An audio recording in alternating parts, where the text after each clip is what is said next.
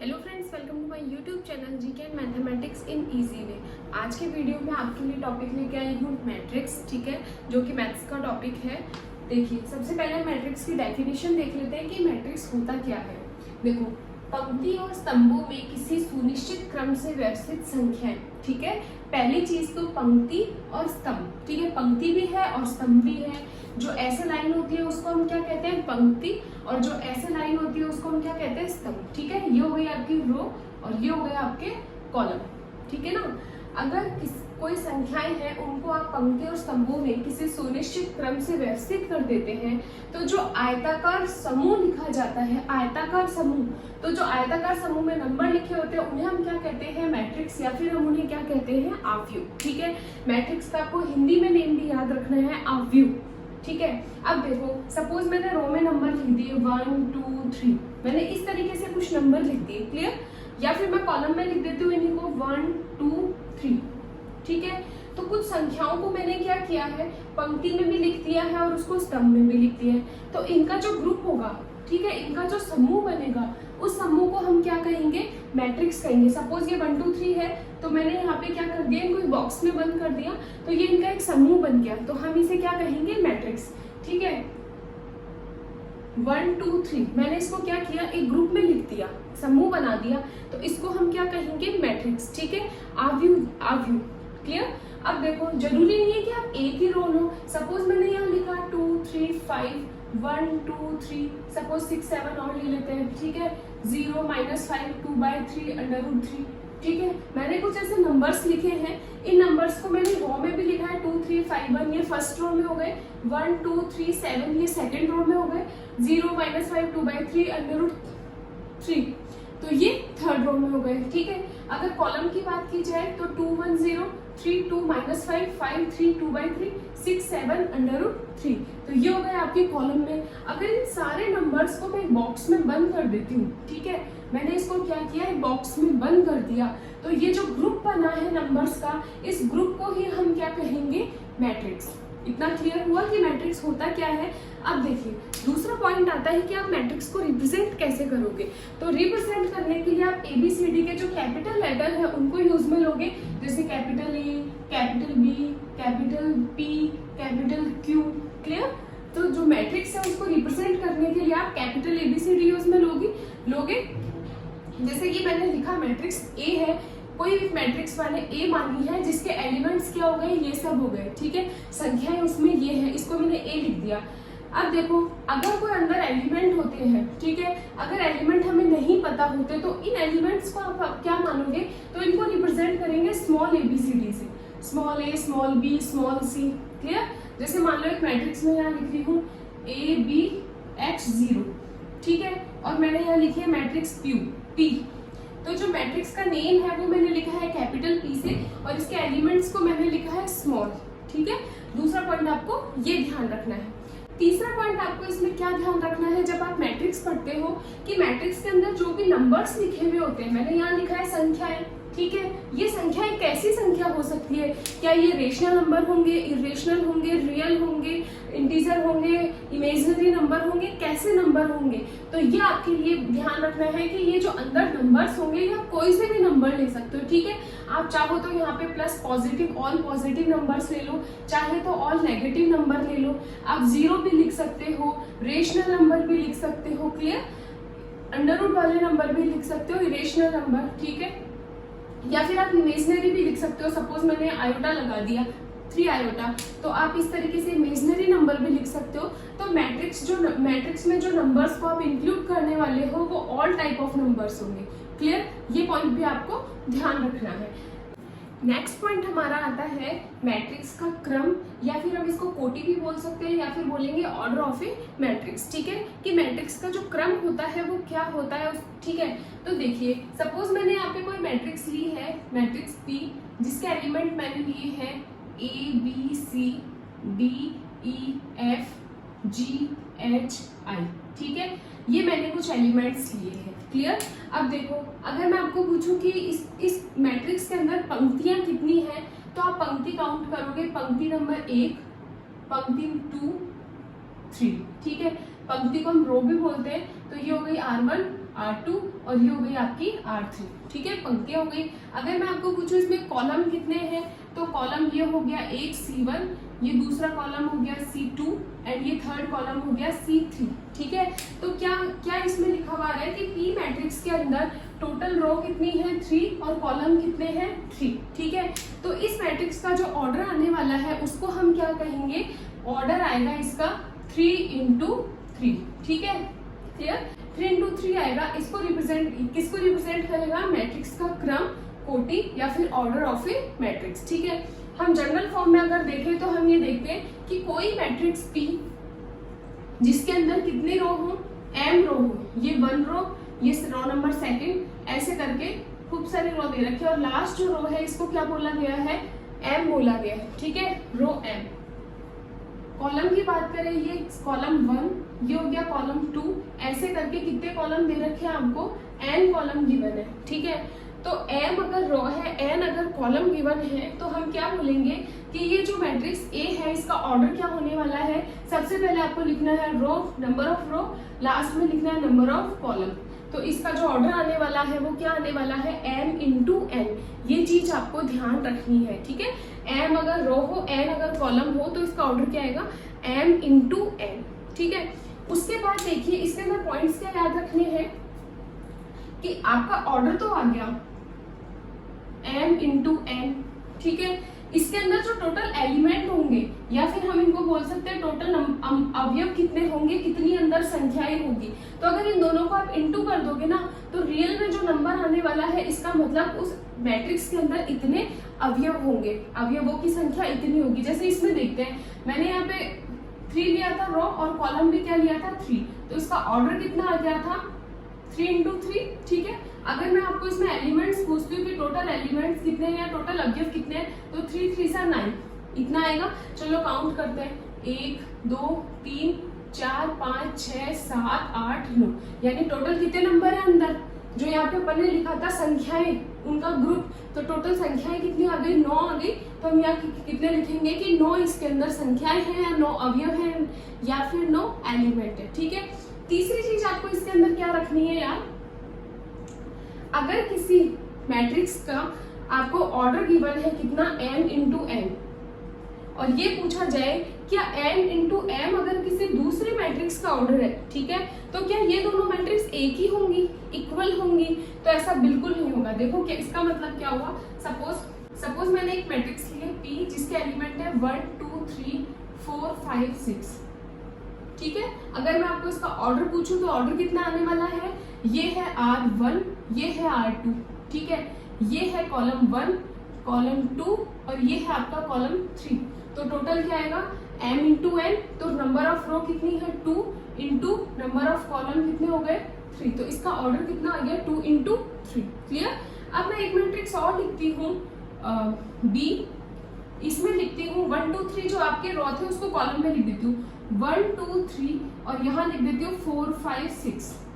अब इसका order find करते हैं, तो ये है आपकी रो 1, रो 2, रो 3, ठीक है।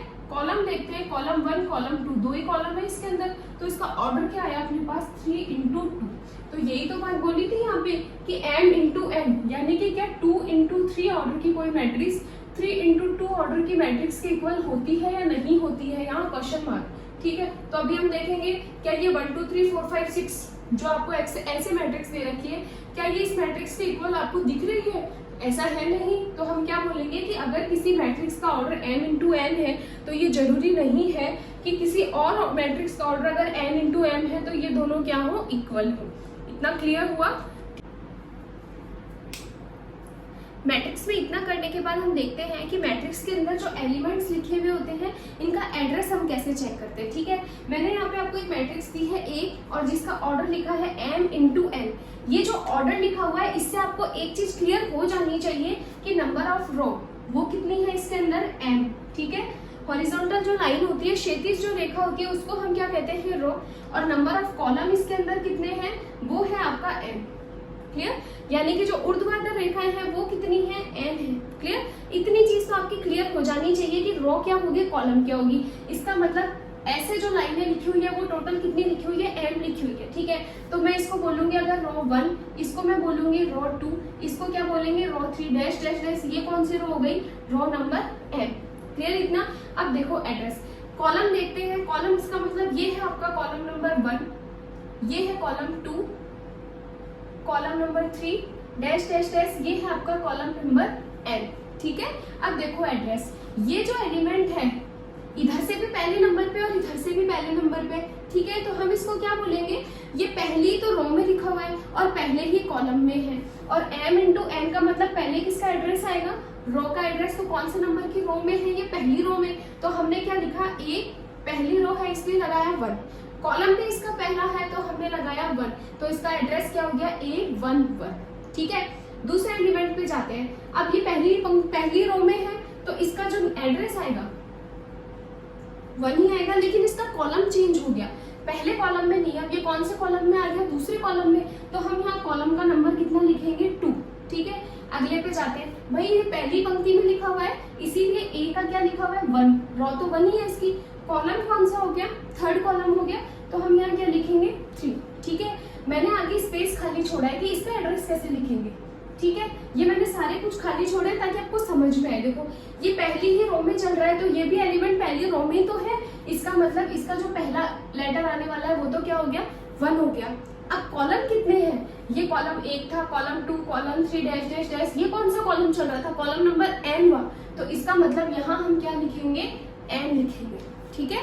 1n आ गया, क्लियर इतना। सेकंड पे चलते हैं। देखो जैसे ही हम सेकंड लाइन पे आए, रो आपकी चेंज हो गई, सेकंड नंबर की रो स्टार्ट हो गई, इसका मतलब जो पहला एलिमेंट है वो सब में 2 2 2 2 2 आएगा, ठीक है। अब ये कॉलम 1 में है तो यहाँ 1, ये कॉलम 2 में है तो दूसरे 2, ये 3 में है तो 3, ऐसे ही लास्ट में देखते हैं, ये दूसरी लाइन में लिखा हुआ है तो 2 हो गया, लेकिन इसका कॉलम कौन सा चल रहा है, n, तो यहाँ कितना आ गया 2n, ठीक है। ऐसे ही करते करते ये थर्ड रो आ गई तो 3 3 3 3 पहले नंबर पे आएगा, ठीक है। अब ये पहला कॉलम है, दूसरा कॉलम है, तीसरा कॉलम है, लास्ट वाला कौन सा कॉलम है, nवा कॉलम है, तो 3 कितना हो गया, n हो गया, ठीक है। अब और नीचे जाएंगे तो ये थर्ड नंबर की रो है, ये fourth number, 5 number, 6 number, total row कौन सी कितनी है, n। इसका मतलब जो लास्ट रो आने वाली है वो कौन सी रो आने वाली है, nवे नंबर की, और सबसे पहले हम रो का एलिमेंट लिखते हैं तो an, ठीक है। अब कॉलम कौन से में है, वो फर्स्ट में, तो यहाँ लगाएंगे m1, ठीक है। नेक्स्ट चलते हैं, m दूसरे कॉलम में आ गया 2, तीसरे में आ गया m3, लास्ट कौन सा है n, इसका मतलब इसका जो एड्रेस आने वाला है वो mn आने वाला है, ठीक है। इसको हम किससे रिप्रेजेंट करेंगे, aml, इसका मतलब n की पंक्ति में nवा कॉलम है, ठीक है। सपोज मैं आपको ये पूछती हूँ, कोई एलिमेंट आपको गिवन है 5 इंटू 6, ठीक है। इसका मतलब क्या हुआ, ए 5 इंटू 6, इसका मतलब हुआ ए जो है वो 5वीं पंक्ति का छठा कॉलम है, ठीक है। सपोज मैं यहाँ लिख देती हूँ ए 16 इंटू 2 लिख दिया सपोज, इसका मतलब पहला जो एलिमेंट है वो किसको दिखाता है, हमेशा पंक्ति को, रो को। तो 60 नंबर की जो पंक्ति है उसके अंदर दूसरे नंबर के कॉलम में ये आएगा, क्लियर हुआ इतना। ये ऐसे आप क्या करोगे, एलिमेंट लिख सकते हो। इसके कैसे क्वेश्चन आएंगे, इसको मैं आपको एक एग्जांपल के थ्रू समझाती हूँ। सपोज मैंने यहाँ एक मैट्रिक्स लिखी है जिसके एलिमेंट लिखे 1 2 3 4 5 6 -6 0 2/3 5 0 √5, ठीक है। ये मैंने एलिमेंट लिखे और मैं आपसे ये पूछती हूँ कि जो -6 है इसका एड्रेस क्या है, ठीक है। या फिर मैं आपको ये पूछ लेती हूँ, ए कैपिटल ए से तो मैंने मैट्रिक्स को शो किया है और स्मॉल ए से मतलब एलिमेंट शो होगा, ए 3 2 बताना है आपको कितना आने वाला है, ठीक है। पहला क्वेश्चन -6 जो है उसका एड्रेस क्या है, और दूसरा A32 या फिर 3 इंटू 2 जो लिखा है ये यहाँ पे कौन सा एलिमेंट है, ठीक है। तो सबसे पहले -6 देखते हैं, कौन सी पंक्ति में है वो चेक करेंगे। क्या ये पहली पंक्ति में है, नहीं। क्या ये दूसरी पंक्ति में है, यस दूसरी पंक्ति में है। इसका मतलब जो -6 है वो दूसरी पंक्ति में है, तो यहाँ पे क्या लिखेंगे 2, ठीक है। कॉलम देखो, क्या ये पहले कॉलम में है, no. Second no, third yes, तो ये हो गया A23, यानी इसका जो नंबर आने वाला है वो क्या होगा, एड्रेस A23, ठीक है। उसके बाद क्वेश्चन पूछा गया A3 इंटू 2 या फिर 3 2, कैसे भी लिख सकते हैं आप इसको। इस नंबर पे ये जो एड्रेस गिवन है, मतलब इस एड्रेस पे कौन सा एलिमेंट रह रहा है, ठीक है। तो आपको जाना है रो नंबर 3 में, तो सीधा जाओ रो नंबर 3 में, 1 में नहीं जाना है, 2 में नहीं जाना है, यस 3 में जाना है। कॉलम नंबर 2 पे, तो पहले कॉलम में नहीं जाना, सेकंड पे जाना है, तो आंसर कितना आ गया 5, ठीक है। ऐसे आप देखोगे किसी भी मैट्रिक्स के अंदर जो एलिमेंट्स होते हैं उनके एड्रेस कैसे फाइंड करते हैं, ठीक है। करने के बाद हम देखते हैं टाइप्स ऑफ मैट्रिक्स की, जो मैट्रिक्स होती है उसके क्या क्या टाइप होते हैं वो आपको थोड़े ध्यान रखने। सबसे पहला टाइप मैंने यहाँ लिखा है पंक्ति मैट्रिक्स, या जिसको हम क्या बोलते हैं रो मैट्रिक्स। सेकंड है स्तंभ मैट्रिक्स या कॉलम मैट्रिक्स। थर्ड है जीरो, शून्य या फिर नल मैट्रिक्स, ठीक है। फोर्थ आता है आपका वर्ग मैट्रिक्स या फिर स्क्वायर मैट्रिक्स हम जिसको बोलते हैं। ये होता क्या है चलिए वो देख लेते हैं। सबसे पहले है पंक्ति मैट्रिक्स, जो आपको नाम से ही दिख रहा है कि ऐसा मैट्रिक्स जिसमें क्या हो, केवल पंक्ति हो, ठीक है। सपोज मैं यहाँ पे एक मैट्रिक्स लिख रही हूँ ए, पंक्ति कैसी होती है, हॉरिजॉन्टल होती है, क्षैतिज होती है। तो मैंने यहाँ लिखा 1 2 3 4, आप कितने भी एलिमेंट्स लिख सकते हो, ठीक है। एक ही पंक्ति है, ठीक है। कॉलम कितने हैं 1 2 3 4, तो एक ऐसी मैट्रिक्स जिसमें केवल एक पंक्ति हो उसको हम क्या कहेंगे, रो मैट्रिक्स या फिर पंक्ति मैट्रिक्स, क्लियर। उसके बाद आता है आपका स्तंभ मैट्रिक्स या कॉलम मैट्रिक्स। सपोज मैंने यहाँ पे बी मैट्रिक्स लिखी है जिसमें एक ही कॉलम मैंने बनाया है 1 2 3 का, ठीक है। ये मैंने एक कॉलम बना दिया, केवल इसके अंदर कितनी रो हो गई, रो तो इतने 1 2 3 हो गई, लेकिन कॉलम कितना है एक, ठीक है। तो इसको हम क्या कहेंगे, स्तंभ मैट्रिक्स या फिर कॉलम मैट्रिक्स, क्लियर। नेक्स्ट आप हम देखेंगे शून्य, जीरो या फिर नल मैट्रिक्स। नाम से ही दिख रहा है कि एक ऐसी मैट्रिक्स जिसके सारे एलिमेंट क्या हो, शून्य हो। आप इसमें कितना भी रो ले सकते हो। सपोज मैंने लिखा 0 0 0 0, या फिर मैं ये लिख देती हूँ 0 0 0, या फिर मैंने ये लिख दिया 0 0 0, या फिर मैंने ये लिख दिया केवल एक ही एलिमेंट लिखा है 0, ठीक है। तो ये जितनी भी मैट्रिक्स है उन सारी मैट्रिक्स को हम क्या बोलने वाले हैं, शून्य मैट्रिक्स, जीरो मैट्रिक्स या फिर नल मैट्रिक्स। लास्ट आपकी आती है वर्ग या स्क्वायर मैट्रिक्स। तो ये स्क्वायर क्लियर दिख रहा है नाम से कि एक ऐसी मैट्रिक्स जिसका फॉर्म क्या हो, वर्ग हो या फिर स्क्वायर हो। इसका मतलब जितने उसके रो होंगे उतने ही उसमें क्या होने वाले हैं, कॉलम। जैसे कि 2 × 2, 3 × 3, 15 × 15, जितने रो उतने ही क्या होंगे, कॉलम। तो इसको हम क्या बोलेंगे, वर्ग मैट्रिक्स, क्योंकि वर्ग क्या होता है, जितनी उसकी लेंथ होगी उतनी उसकी क्या होगी, ब्रेड्थ होगी। तो 2 × 2, 3 × 3 ऐसा हो गया। सपोज मैं यहाँ एक मैट्रिक्स लिख रही हूँ जिसमें मैंने लिखा 2 3 4 5, क्या ये स्क्वायर मैट्रिक्स है, चेक करते हैं। इसमें रो कितनी है, row number 1, row number 2, column कितने हैं, C1 हो गया, C2। इसका मतलब 2 × 2 इसका क्या हो गया, ऑर्डर हो गया। ऑर्डर जैसे ही 2 × 2 आया तो स्क्वायर हो गया। तो स्क्वायर होते ही हम इस मैट्रिक्स को किस टाइप में लेके चलेंगे, स्क्वायर मैट्रिक्स में लेके चलेंगे, ठीक है। इसके बाद हम देखेंगे जो मुख्य विकर्ण होता है मैट्रिक्स का, या जिसको हम बोलते हैं प्रिंसिपल डायगोनल, वो क्या चीज होती है। सपोज मैंने आपको यहाँ पे मैट्रिक्स लिखी है, मैट्रिक्स बी, जिसके कुछ मैंने एलिमेंट्स लिखे हैं 1 2 3 4 5 6 7 8 9। सपोज मैंने नॉर्मल मैट्रिक्स लिखी है, ये स्क्वायर मैट्रिक्स है। कैसे पता चलेगा, क्योंकि इसमें मैंने जितनी रो लिखे हैं उतने ही क्या लिखे हैं, कॉलम लिखे हैं, अभी हमने देखा था। तो देखो ये है आपकी रो 1, ये है रो 2 और ये है आपकी रो 3, ठीक है। ये है कॉलम 1, कॉलम 2, कॉलम 3, यानी कि जो मैट्रिक्स का ऑर्डर है वो क्या चीज हो गया, 3 × 3, ठीक है। और 3 × 3 दोनों सेम अगर आते हैं तो उसको हम क्या बोलते हैं, स्क्वायर मैट्रिक्स। लेकिन हमें क्या पढ़ना है इसमें, मुख्य विकर्ण या फिर हमें पढ़ना है प्रिंसिपल डायगोनल, ठीक है। सब मैं इसका चलो एड्रेस वाइज लिखती हूँ कि इस बी मैट्रिक्स का एड्रेस क्या क्या है। सबसे पहला जो एलिमेंट है 1, इसका एड्रेस में क्या लिखूंगी, ये जो 1 है वो 1 नंबर रो में और 1 ही कॉलम में है, क्लियर।